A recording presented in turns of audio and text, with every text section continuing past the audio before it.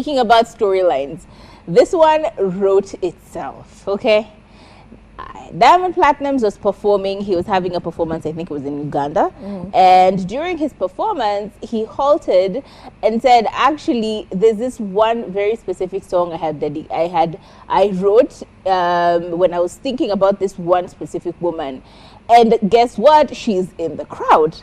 And he says, guys, pick her up. And she's brought up to the stage. And it's this beautiful girl, very curvy. She was in the crowd. You see her right there in that blue dress. She came up to the stage and they were hugging, and just like they seemed like they had like a really nice friendship stroke relationship. You see them hugging right there. They seemed to honestly have like the best breakup ever, considering all the other women who've broken up with Diamond Platnumz don't seem to be this happy to see him anyway.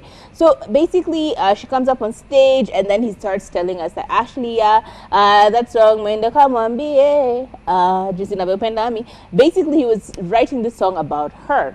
And so everyone is just like curious, like, babes, what do you mean? Diamond Platnumz was declaring his love for you like this back in 2017, Nauko?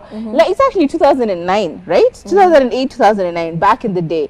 So all of us are like asking ourselves, what is the story? Like, give us more of the tea, because he only said that she and he dated for a while and that he wrote this song particularly for her.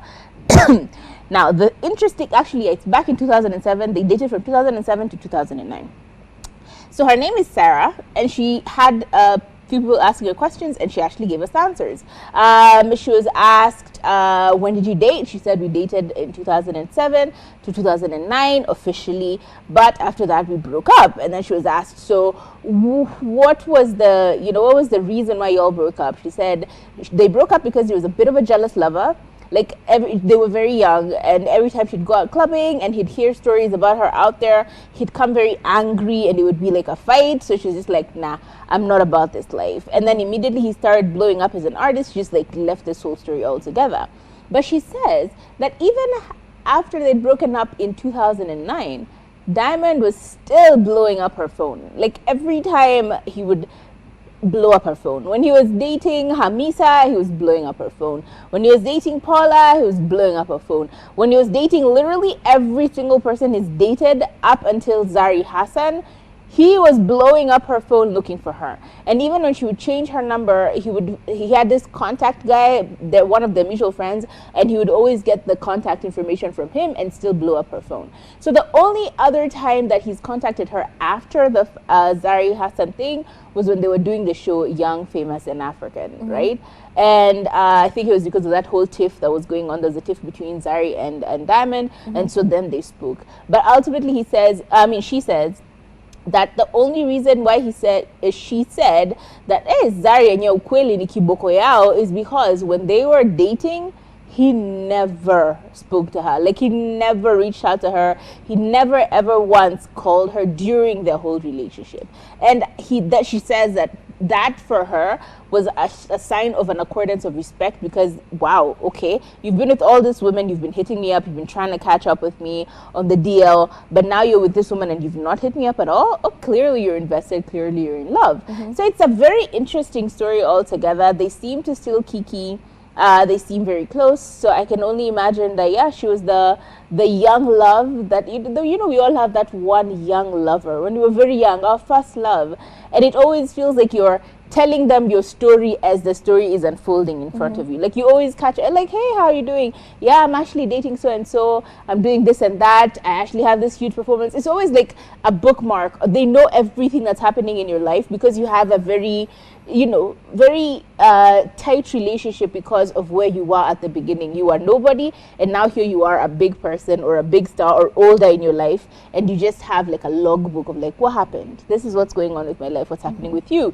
And then you don't talk for a while, and then you hit me up again. So for me, it felt very sweet. It still showed Diamond being a dog, but like ultimately for me, it was more sweet than anything else. So I love this story.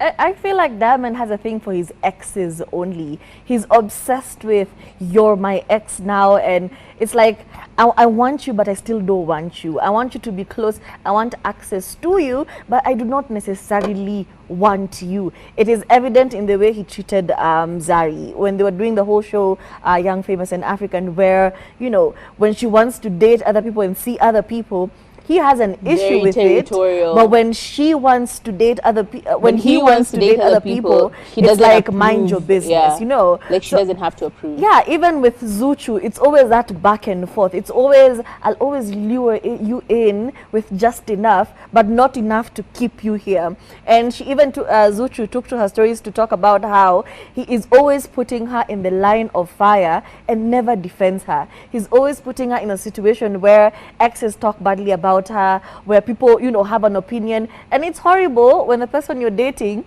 is the person giving people ammunition. Because even in that show where Sarah was being introduced to the crowd, apparently Tanasha Donna was also backstage. So guys are like, if Tanasha is backstage and Zuchu is being a poet on Instagram, make it make sense. So I feel like he just has a thing for his exes. But also his exes must have a thing for him, because why do they never go away? I feel like he works harder when you're the ex. He works harder to bring you back, but not enough to keep you it's there. Like he doesn't want you to go, but he doesn't want you. Exactly. So it's like it's breadcrumbing. That's exactly it's breadcrumbing. 100%. I believe really like a trail of just breadcrumbs. Exactly. He's so good, because honestly, none of them ever fight as well. Like they fight for a bit, and then he finds a way to like make them friends. And now they're all just friends, and they're all so vested in his interests. Like they're so vested in his, you know, his PR. Let him look clean out here. Let's not talk smack about him. The father. He's like the father of our children. It had to take her cutting him off entirely. This babe must have gone to a witch doctor, because she cut him off. Because I feel like he'll use access. He'll use, I want to see my child to see you. He's a very smooth talker. The point of anytime you look at him and you're like, you're kind of ugly. You low-key ugly. You know? How are you bagging this, babes? And then you watch the show and you see how he was able to lure in Fantana. You know?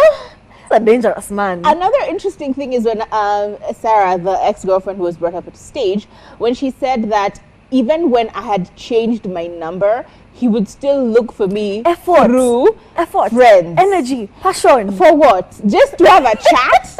Do you know what I mean? It's like this man will go up to heaven and hell to get block you. Him, he sends smoke signal. You change number, he finds your mutual friends. Like he will find you only for him to just like have a chat with you.